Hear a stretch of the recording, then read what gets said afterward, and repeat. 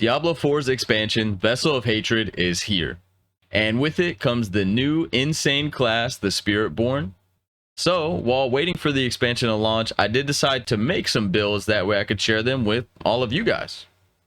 I know you all have seen the Centipede ultimate that's shooting literal poison laser beams. Well, I have a leveling build just for that.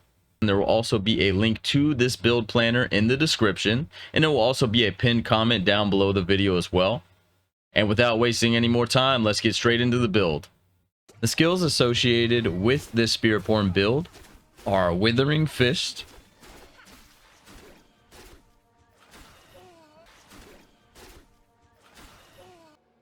Stinger,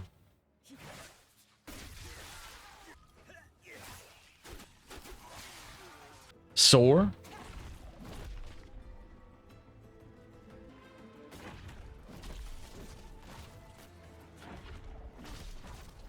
Scourge,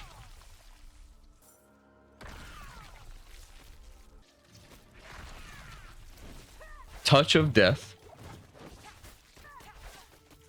and the Centipede ultimate, the Devourer.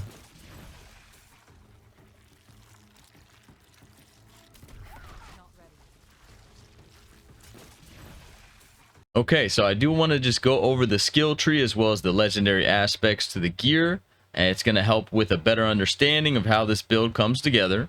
So right now, focusing on the basic skill, we are going to be using Withering Fist. This is the Centipede basic skill, and you're going to go to Sharp Withering Fist. The third attack is going to spread the poison in an AoE. And then we're going to come down to our core skill right here, and this is going to be Stinger. And then you want to take Rampant Stinger. It's going to increase the damage that Stinger is going to be doing. And then we're going to come down to actually our focus skills. For mobility, we will be using Soar here. And then we're going to go to Replenishing Soar. This is going to, after you use it, it's going to make enemies vulnerable. And for our passives, we're taking Apex. You do increase damage to vulnerable enemies, double for elites. And then we're going to take 3 points into Mirage. This is going to help with dodge chance as well as you getting crit chance. Okay, moving down to our defensive skill. Our defensive skill is going to be Scourge. And Scourge is going to fear and slow enemies, applying poison damage. And we will actually do increased damage to slow enemies thanks to our boot aspect. We'll talk about that in a bit, okay? And then you're going to want to go to Reinforce Scourge. It's going to help with granting you Vigor for your core skills, obviously. And we took 1 point into Anti-Venom. That way we can get 3 points into Nourishment. Healing is increased. And your poison damage will also be increased due to that. Okay, so I'm actually taking a break from showing you the skill tree to explain something really quickly. The class mechanic for Spiritborn is the Spirit Hall. And the first one that we use is for Gorilla. This is going to turn all of our skills into Gorilla skills. So even our Centipede skills will have that Gorilla skill tag next to them. And now I'm going to go back into the skill tree and explain the rest of the skill tree. And now that I explained the Spirit Hall Gorilla and how all of our skills are now Gorilla skills, moving down to our potency skills, the passive Resilient, casting a Gorilla skill will increase maximum life. And casting Gorilla skills deals increased damage to knock down enemies. You also have a chance to execute non-bosses. So that will apply to Centipede skills now too. And coming down, we put points into Touch of Death. This is going to apply more poison. And then also Touch of Death Swarm Burst every second, applying 30% of its base poison damage to surrounding enemies. And we're going to put 3 points into Ravenous. Deals increased damage, double this versus healthy enemies. And we're going to put 3 points into Oppressive. Your Centipede skills deal increased damage to crowd-controlled enemies. And actually moving on down to the ultimate here, we're going to be using the Devourer. Obviously, it's a Centipede build. We have to be using the Centipede ultimate here. And this one is insane. We're also going to put 3 points into Resolution, 1 point to Spiritual Attunement, so we can get Supremacy, 3 ranks to Supremacy here. That will also allow us 3 points into Initiative. That way, when we cast an ultimate, we are unstoppable. And we put 1 point into Sustenance. That way we can get 3 points into Intricacy. And for our key passive, we are using Noxious Resonance. Your critical strike caused enemies to burst 100% of their total poison as direct poison damage to themselves and surrounding enemies. So you're just going to see poison erupting like crazy with this key passive. So yeah. Okay, so for our helmet, I went the aspect of might here. Our basic skill granting 20% damage reduction. I did go with dexterity, vigor per second, and cooldown reduction for the stats, but don't stress your stats. They're not going to be perfect in the leveling process. And I did temper scourge size here for our defensive. And for our chest piece, I went with the Raiders aspect here. This will allow you to heal for up to 20% maximum life when you poison a healthy enemy. And we're going to be poisoning people a metric fuck ton here. So this should go really well.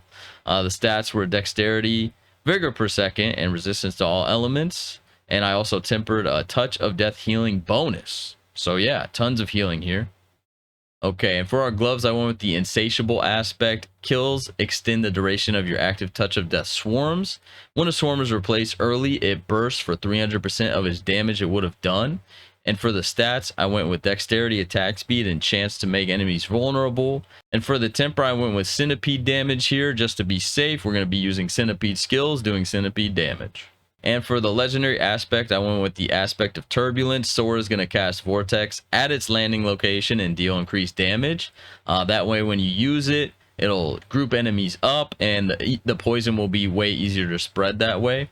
And I went with dexterity, armor, and resistance to all elements. And I did temper touch of death swarm duration here. And I mentioned the boots in the skill tree. Scourge is going to slow enemies, so we went with the aspect of binding more ass. For some reason, it's called that. Close enemies or those you deal indirect damage to are slowed, and you do up to 20% damage to those enemies. So the stats are dexterity, movement speed, and armor, and I did temper movement speed here. And for our weapon, I did go with a glaive here for more damage to the elite enemies. And the aspect is aspect of pestilence. Stinger, which is your core skill, spawns a pestilence swarm at its target's location, which deals up to 150% of Stinger's base damage per hit. Pestilence swarms now last 100% longer, and they spiral outwards as well. So that's going to be AoE right there. And I did put on damage over time gems. Who knows what the best gem will be for leveling? You might not even need them in the leveling process. And for our amulet, I went with the aspect of infestation. Centipede skills have up to 35% chance to spawn a pestilent swarm from the target, which deals up to a certain amount of damage, poison damage per hit. They now also deal 100% of their base damage as poisoning damage over 6 seconds. And the stats I went with were attack speed, cooldown reduction, and ranks to apex. And the temper I went with was centipede damage. For our first ring, I went with the umbral aspect. That way we're getting more resource back during the leveling process. I did go with attack speed, crit chance, and chance to make enemies vulnerable. Just the more enemies we make vulnerable here, the more damage we'll be doing, thanks to our skill tree. And we did temper centipede damage here as well. For our second ring, I did go with the aspect of creeping death here. We're going to be doing a ton of crowd control with this build, and we'll deal increased damage over time to those enemies that are crowd controlled. And unstoppable and staggered bosses take increased damage over time as well. And the stats are attack speed, crit chance, and I did put resource cost reduction as well as tempering centipede damage here. Okay, so obviously this is something that I have theory crafted together. There may be changes or updates once the game actually is out and we're able to play and test the build. Again, I think theory crafting is super fun. I'm really looking forward to playing Spiritborn. So we'll see how good the build functions in its current state, and we will make changes to it when we actually get our hands on Spiritborn. And to any of you that are excited about playing the Centipede version of Spiritborn, I hope you enjoyed this build guide video, as well as maybe leaving a like on the video and subscribing to my channel as well. I would appreciate that. Also, if you have any questions for me, you can leave a comment down below the video as well, and I'll do my best to answer them. If you do want a question answered immediately, I highly recommend you check me out on my live stream over on Twitch at twitch.tv/ghosted. And I do also stream here on YouTube as well, so you can find me here also. And I'm going to be working on a ton more build videos, especially once the game is out and we actually can get our hands on the gameplay. I'll work on making these guides better for you since they are just theory crafted. And I will see you in my next video. Thank you everyone for watching. See ya.